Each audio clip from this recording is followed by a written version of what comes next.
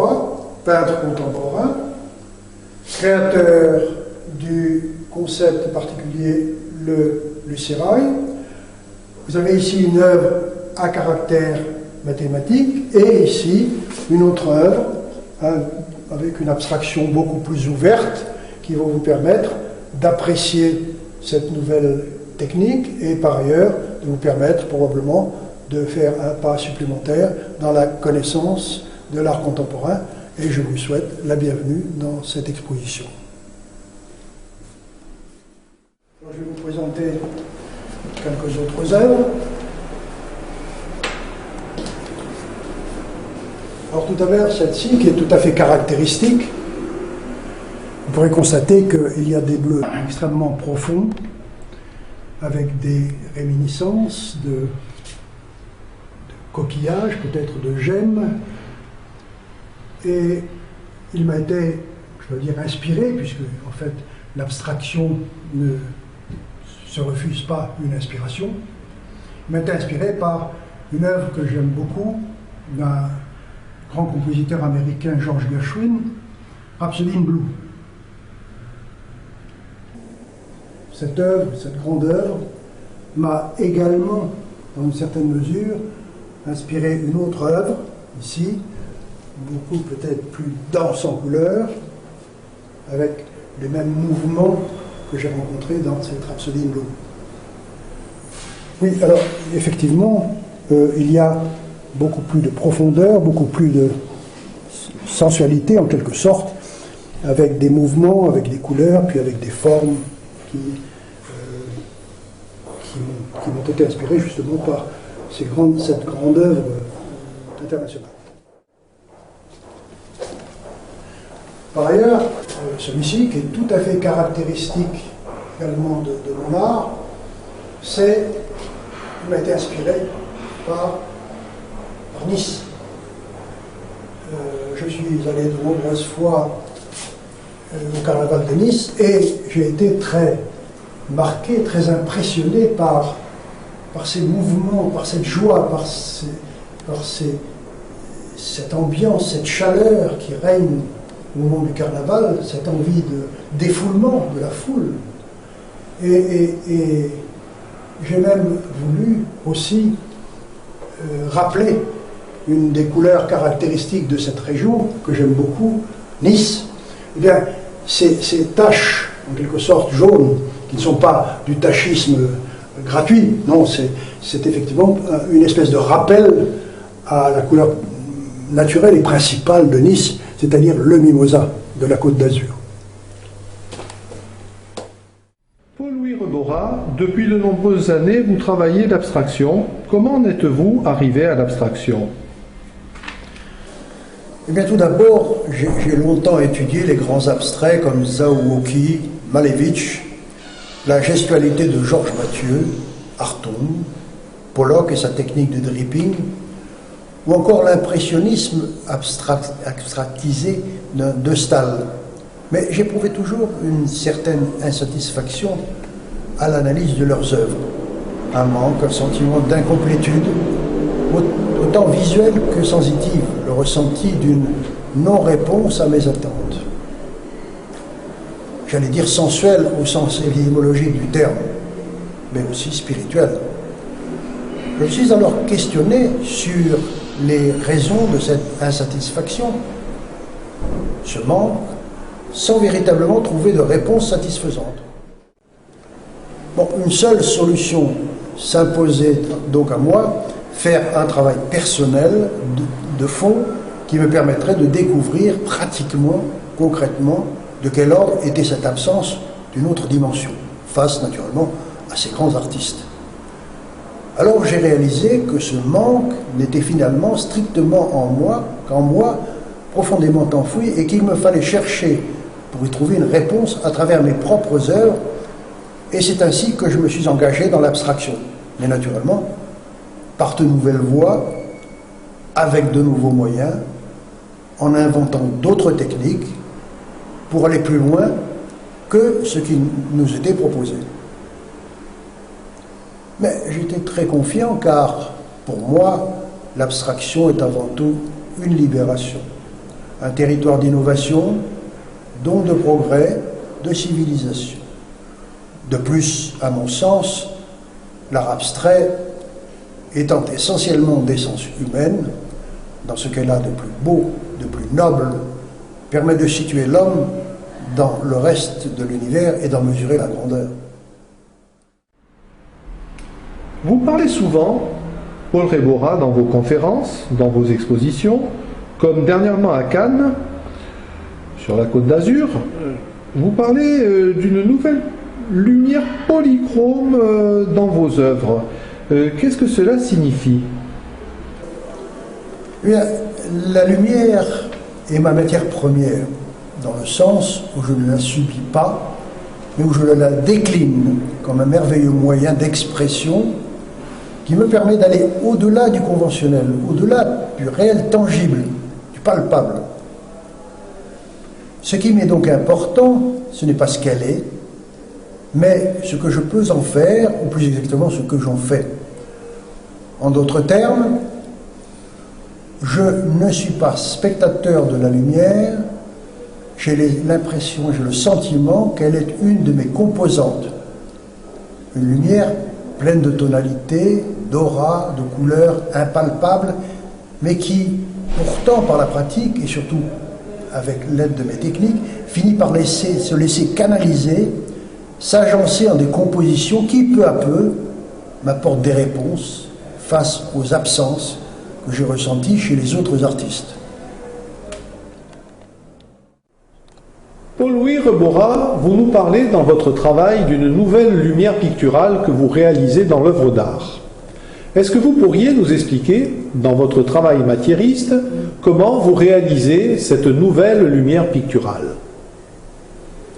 Bien, cette nouvelle lumière picturale, en réalité, c'est le lucérail. C'est en fait une action technique sur les pigments et les feuilles d'or, de verre, d'où j'arrive à extraire une autre dimension de luminosité que je manie, que je m'efforce de guider, de conduire, de maîtriser l'abstraction, dans le sens et en fonction de mes ressentis. Ceci afin de développer pleinement mon expression, il me faut modeler tout d'abord à mon gré le médium partiellement transmuté que l'emploi, médium générateur de couleurs luxuriantes, et il me faut également modeler la lumière incidente qui, transitant à travers le médium d'une façon parfaitement contrôlée, va créer un ensemble d'effets très particuliers comme des transparences nacrées, irisées, semblables à celles que l'on retrouve dans certaines gemmes, illuminées, générant des nébulosités irréelles. Le lucérail me permet de structurer un ensemble harmonieux sans cependant que la spontanéité de la création en soit bridée. Modeler tout d'abord à mon gré le médium partiellement transmuté que l'emploi, médium générateur de couleurs luxuriantes, et il me faut également modeler la lumière incidente qui, transitant à travers le médium d'une façon parfaitement contrôlée, va créer un ensemble d'effets très particuliers comme des transparences nacrées, irisées, semblables à celles que l'on retrouve dans certaines gemmes, illuminées, générant des nébulosités irréelles. Le lucérail me permet de structurer un ensemble harmonieux sans cependant que la spontanéité de la création en soit bridée.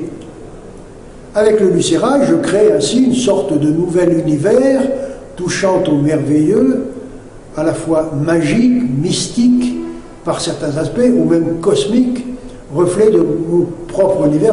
Vous nous parlez du lucérail, Paul-Louis Rébora. Si l'on devait retenir quelque chose d'essentiel pour qu'on puisse le comprendre de manière beaucoup plus approfondie, qu'est-ce que vous pourriez nous dire à ce propos? Comment retenir et résumer l'essentiel dans le lucérail? En fait, c'est une nouvelle lumière picturale que je crée dans l'œuvre d'art que je nomme lucérail.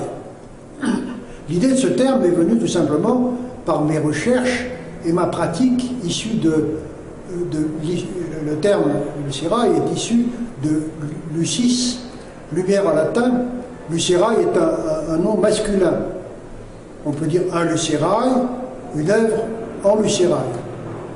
Certes, un néologisme qui s'impose pour définir mon travail, pour mieux le faire comprendre au public.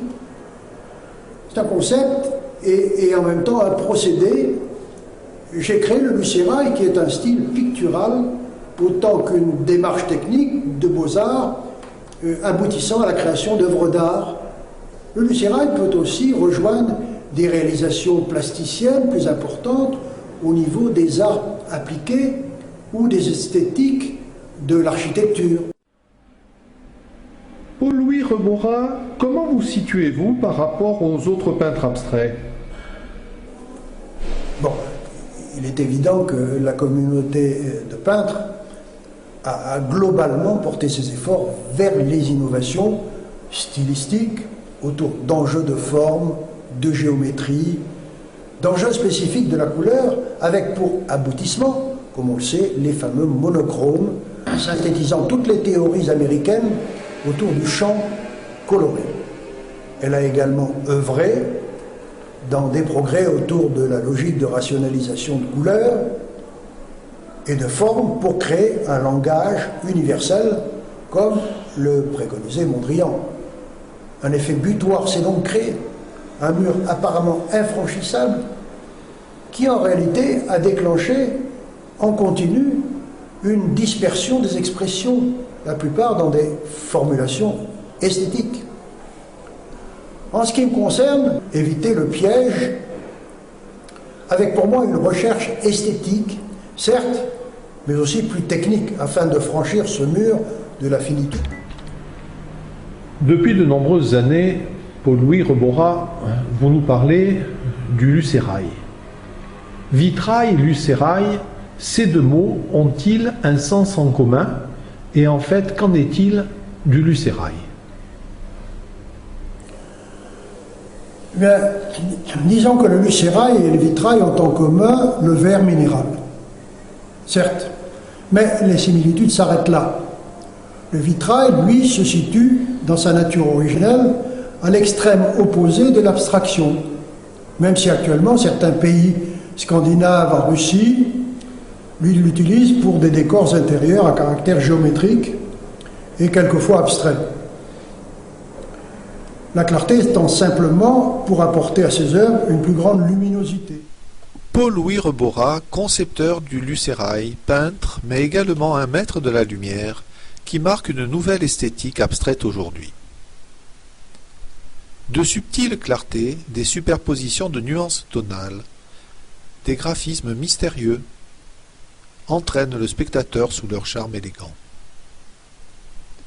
Les œuvres abstraites de Rebora travaillent une esthétique aboutie, une palette diversifiée dont la lumière est une composante essentielle. Lumière de l'œuvre, lumière de l'esprit. L'œuvre de l'artiste superpose les nuances, mais aussi les sensibilités intérieures. Des couleurs diaphanes au territoire irisé renforcent des bleus plus profonds, plus sourds. Des teintes vives apparaissent parfois pour nous dire la puissance visuelle du lucerae. Un ensemble de nuances éclatantes, subtiles, avec des graphismes d'une grande délicatesse, nous disent un ailleurs. Des teintes, des couleurs, à la puissance de gemme, entraînent le spectateur vers un autre univers.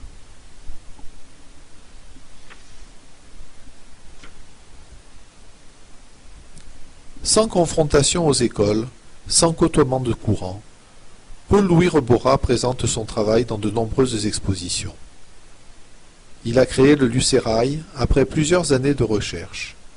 Il réussit aujourd'hui par ses créations à repousser les limites de l'abstraction par la lumière, par la création d'une nouvelle lumière dans l'œuvre d'art.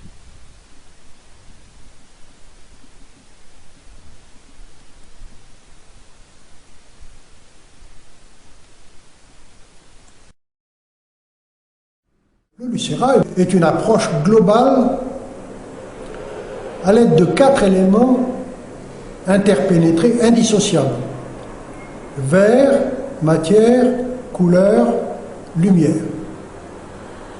C'est un art contemporain, c'est une recherche sur l'art abstrait, appuyée par de nombreuses nouvelles techniques de travail sur la lumière. Il va plus loin que les travaux de type support, surface ou d'autres mouvements actuels d'études plastiques de la lumière dans des jeux d'eau ou de transparence et qui sont apparus en Europe du Nord ou aux USA. Une nouvelle approche de l'art par l'intensité de la lumière. La puissance du pigment est ici redéployée en un nouveau style. L'enjeu étant de modifier la fréquence de la lumière couleur après son passage au travers des pigments à l'aide de réflecteurs de feuilles d'or pur, d'argent et de cuivre pour l'offrir à l'œil du spectateur en des expressions abstraites, polymorphes, selon le ressenti que je souhaite exprimer dans mon abstraction. Je dis souvent, pour faire simple, je ne subis pas la lumière, mais je crée ma propre lumière, une nouvelle lumière. Avec le lucérail, Paul-Louis Rebora peut exprimer différents ressentis intérieurs, mais tout autant proposer, en modalité d'abstraction, la maîtrise de la touche, une netteté, une précision du tracé qui signale le lucérail. C'est une nouvelle approche, une nouvelle pratique de l'art, autant théorique que technique, très élaborée, que l'artiste peut conduire en peinture, maîtriser et gérer les effets de celle-ci. Peinture et lumière se marient dans un florilège d'intensité, en de nouvelles sensations pour le public. Quelle portée attribuez-vous aujourd'hui à votre travail au plan international? Au plan international. Eh bien, en ce qui me concerne, ayant cherché à dépasser, à transcender le phénomène de l'abstraction, en créant un nouveau concept, j'ai en vain essayé de trouver ou de rencontrer un courant ou une école qui aurait pu travailler dans le sens de mes recherches afin de partager nos expériences. Malheureusement, actuellement, ma technique et mes recherches sont totalement indépendantes et restent exclusives. C'est pour ça que je m'efforce d'exposer au public la nature de mon travail au cours d'expositions ou de conférences explicatives. Il est vrai que quand on regarde le monde international, on constate que l'abstraction se vit différemment selon les continents. Les cultures, la Chine par exemple, qui est imprégnée de nature, le peintre contemporain asiatique sait toujours garder volontiers un lien, même lointain, avec le réel dans son œuvre. Dans son œuvre se confondent des images de nature, souvent dans un paysagisme abstrait. Les USA ont toujours une position culturelle avant-gardiste, avec les progrès de l'art abstrait, avec de grands peintres, Jackson Pollock, de Kooning. C'est une ambition de faire rayonner l'Amérique à travers le monde, au même titre que l'avant-gardisme de la recherche spatiale, avec de grands ingénieurs.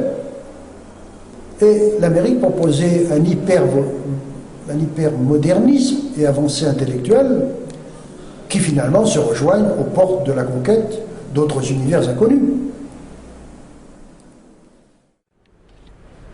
Paul-Louis Rebora, vous nous parlez de l'abstraction et dans votre raisonnement, si on suit votre logique, vous situeriez l'abstraction, la recherche dans l'art abstrait, au même niveau que la recherche spatiale ou même que la cosmologie.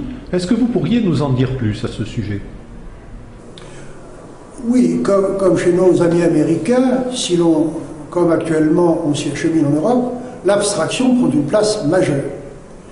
Oui, je place l'idée d'abstraction, tout comme l'idée de recherche spatiale, aux confins des connaissances à conquérir. Bien que les moyens, évidemment, soient totalement différents, le progrès d'une civilisation peut être scientifique, technique, mais en même temps culturel. L'art abstrait, mes travaux sur le sérail et l'abstraction, c'est de l'innovation pointue dans le domaine culturel, comme il peut y en avoir ailleurs, dans les dernières découvertes en cosmologie, par exemple. Le lucérail, c'est de l'innovation de pointe dans la culture, dans les arts appliqués, comme il peut y en avoir dans d'autres disciplines telles que les sciences ou les technologies.